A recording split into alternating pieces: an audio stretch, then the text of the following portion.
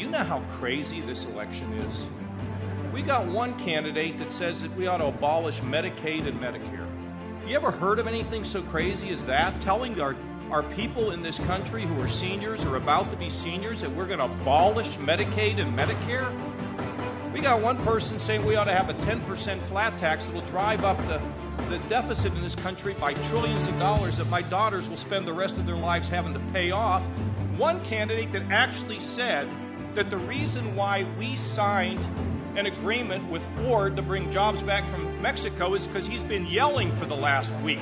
We got one guy that says we ought to take 10 or 11 million people and pick them up. I don't know where we're going to go in their homes, their apartments. We're going to pick them up and we're going to take them to the border and scream at them to get out of our country. I mean, that's just crazy. We got people proposing health care reform that's going to leave, I believe, millions of people without adequate health insurance. One of the candidates says he's known as a Veto Corleone. He's so proud of the fact that he vetoes everything. You know what vetoes are?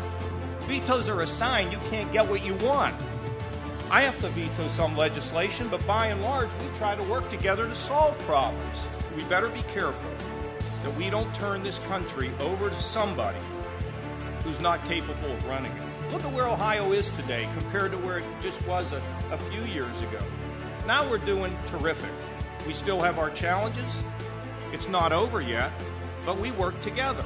We need a leader that has vision, a leader that has courage, a leader that has a backbone, and a leader that has faith in a higher power, namely the Lord himself.